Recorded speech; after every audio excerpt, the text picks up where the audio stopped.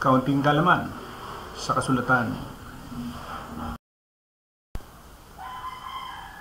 And he fell to the ground and heard a voice saying to him, Shaul, Shaul, why do you persecute me?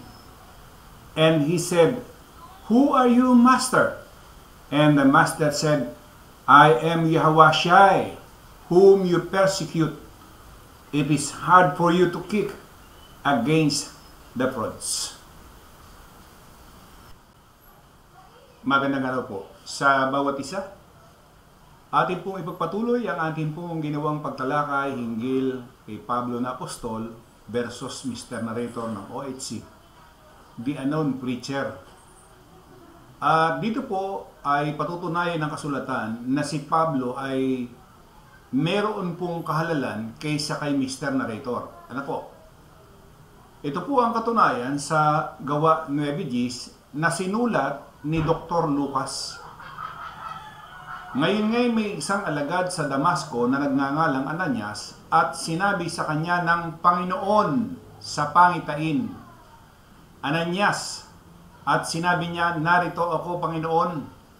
At sinabi sa kanya ng Panginoon, magtindig ka. Pumaroon ka sa lansangang tinatawag na Matuwid, ipagtanong mo sa bahay ni Judas ang isa sa nagngangalang Saulo, lalaking taga-Tarso, sapagkat narito siya ay nananalangin. So, ibig sabihin, kilala ni Yahushai si Saulo o tinatawag na Pablo. Kilala. Sinabi niya kay Ananias. Ano ba ang sabi ni Yahushai kay Ananias? Ang sabi ni Yahushai, magtindig ka at pumaroon sa lansangang tinatawag na Matuwid at ipagtanong mo sa bahay ni Judas ang isa sa nagngangalang Saulo, lalaking taga-Tarso, sapagkat narito siya'y nananalangin. Kilala ni Yahushai si Pablo. Inutusan si Ananias napuntahan si Saulo. Hindi ho ba isang malaking katunayan? Hindi ho ba katunayan yan? Nakilala ni Yahushai si Saulo o tinawag na Pablo? At inutusan niya si Ananias. At itong mga gawa ay sulat ni Dr. Lucas. Si Lucas, si Ananias, at si Yahushai. Liwanag ko niyan. 12. At nakita niya ang isang lalaking nagngangalang Ananias na pumapasok at ipinatong ang kanyang mga kamay sa kanya upang tanggapin niya ang kanyang paningin. Ngunit sumagot si Ananias, Panginoon, nabalitaan ko sa marami ang tungkol sa taong ito, kung gaano karaming kasamaan ang ginawa niya sa iyong mga banal sa Jerusalem. At dito, siya ay may kapahintulutan ng mga pangulong saserdote na gapusin ang lahat ng mga nagsisitawag sa iyong pangalan. Datapwat, sinabi sa kanya ng Panginoon, pumaroon ka, sapagkat siya'y sisidlang hirang sa akin. Sino? Si Pablo.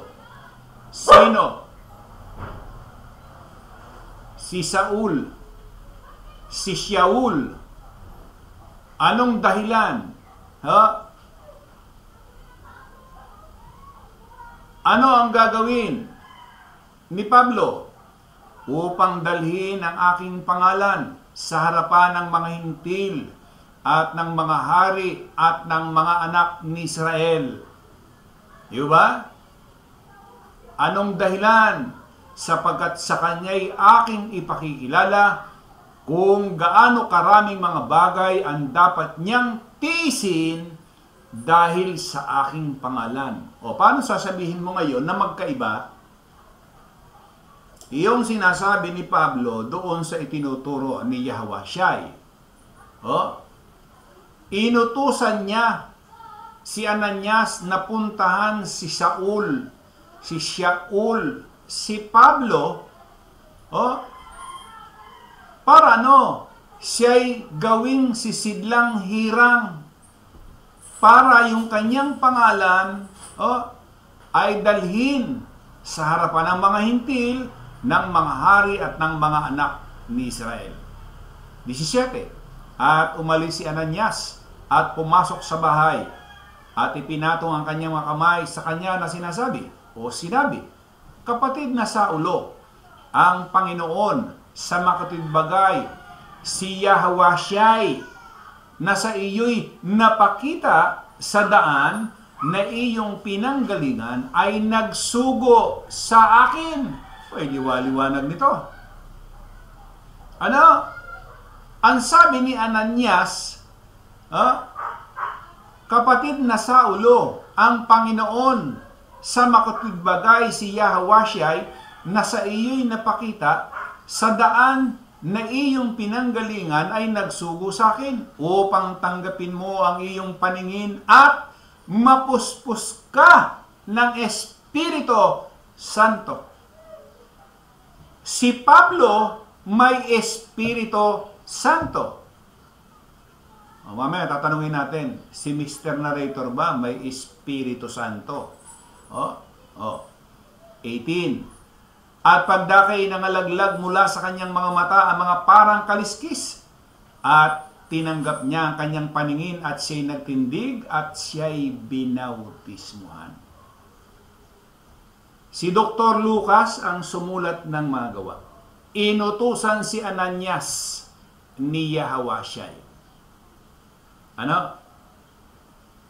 Sa makatwid, ang nagpapatotoo kay Pablo ay si Dr. Lucas, si Ananias, at si Yahweh siya'y. Liwanag ko yan, Ngayon, tatanungin natin si Mr. Narrator. Sino ang nagpapatotoo sa kanya? Ayan. Ayan, Mr. Narrator. It is your turn para naman sagutin. Sino ang nagpapatotoo sa iyo? Bukod sa iyong sarili, sino ang pwedeng magpatotoo? Di ba wala? Wala sino mang pwedeng magpatotoo sa iyo, kundi yung sarili mo. So lumalabas, pagdating sa kasulatan, ay hindi ka angkop sa sinasabing pangaral. So anong gagawin mo lamang? Natural na puro kasinungalingan ng sasabihin mo. Kasi walang nagpapatotoo sa iyo. Samantalang kay Pablo na itinatakwil mo, nagpatotoo si Lucas, nagpatotoo si Ananias, nagpatotoo si Yahweh siya'y. Sa'yo, walang sino mang nagpapatotoo. Maliban doon sa mga miyembro mo, na nabigyan mo ng mga kasinungalingang aral. So, ang nagpapatotoo sa iyo ay yung mga miyembro mong nabigyan mo ng aral ng kasinungalingan. Ayun. Ayan, kaunting kalaman sa kasulatan. Marami pong salamat sa inyong lahat.